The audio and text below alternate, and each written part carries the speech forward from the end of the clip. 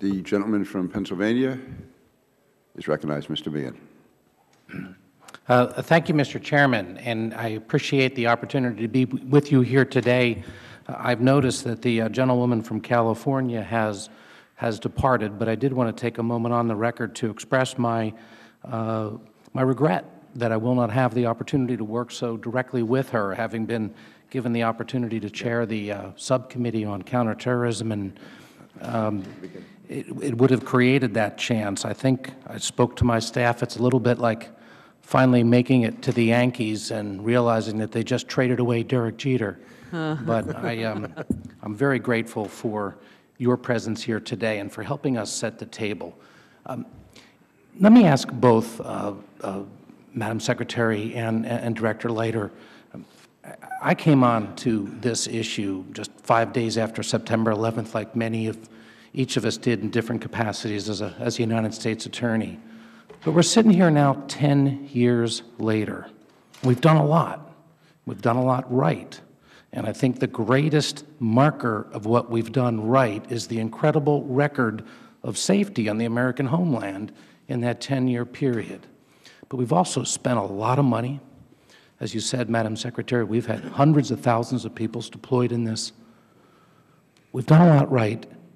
What are we doing now to begin to look back at what we're doing and say, hey, where are we going wrong? Where are we creating redundancies? What is our process now, 10 years later, for asking some tough questions about whether we could be doing something better, or if we're doing something that the institution keeps moving forward because it's there, but maybe it's not the best expenditure of dollars, making tough choices?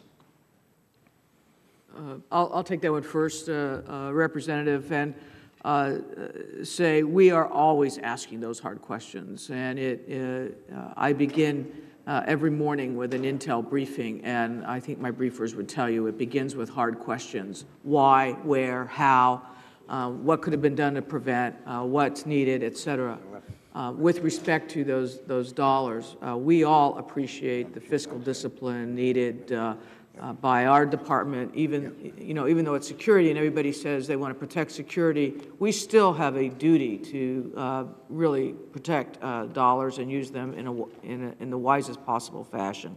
So it's everything from procurement reform that we have undertaken, acquisition management, which sounds really governmentese, but I'll tell you, it's those kinds of things that help find projects before they get too far along that are not really going to work or be value added to the process. And then the third, and we've literally found hundreds of millions of dollars that we have built into our budgets now of cost avoidances using some of those just plain old management techniques.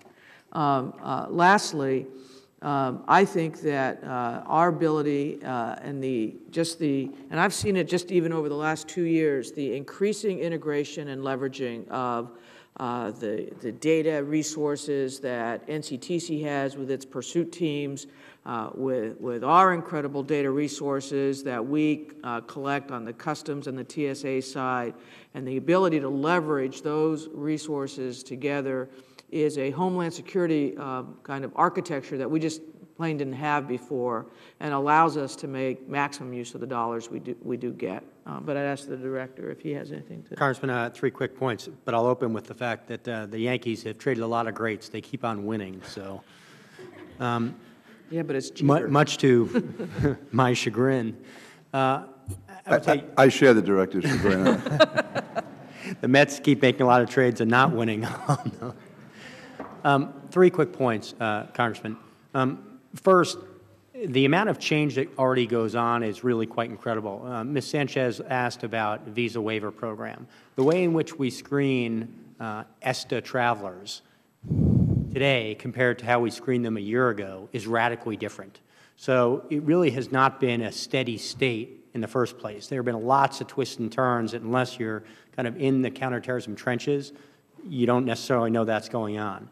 Second, we of course try to learn lessons from our failures, but we also do a lot of gaming to try to figure out what the next attack will be and how we have to shape things. Now, that's an imperfect science, and you're going to end up going down some wrong paths.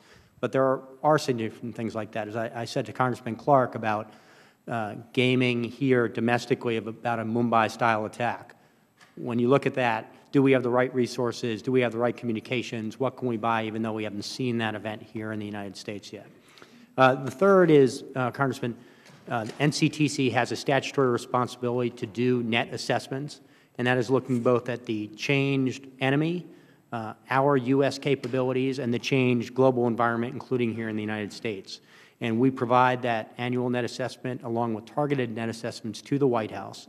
And we also work closely with the Office of Management and Budget to try to look across all of these expenditure centers and see which are being the most effective. I will tell you that that is a huge challenge, because simply identifying what satisfies part of a counterterrorism purpose, as you can imagine, is very difficult.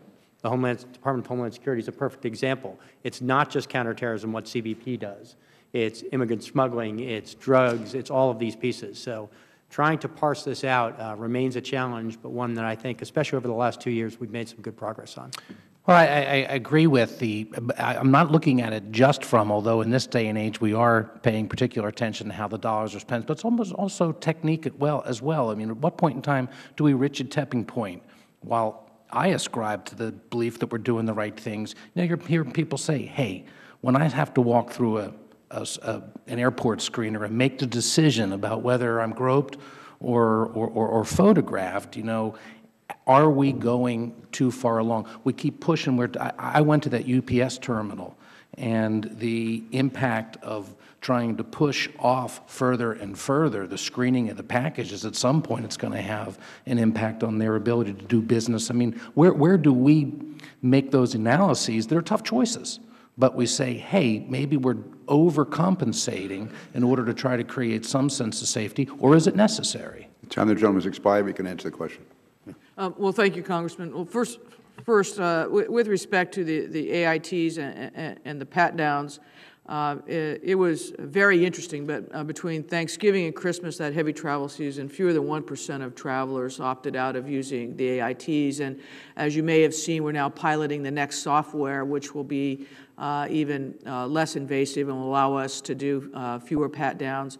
But the plain fact of the matter is we do that because from a security and intelligence perspective, and just looking at what Abdul Muttalib did going into Detroit in Christmas of '09, we know they tried to hire non-metallic-based explosives to get on a plane, and we know that aviation, be it cargo or passenger, continues to be a target. And so that is something that we've, have to deal with. The TSA administrator, who is the former deputy director of the FBI, has to deal with on a daily basis. We're working with UPS and FedEx and the other major shippers on how we secure cargo, and we're moving toward kind of a trusted shipper regime so that cargo can move and we can meet the needs of real-time inventory.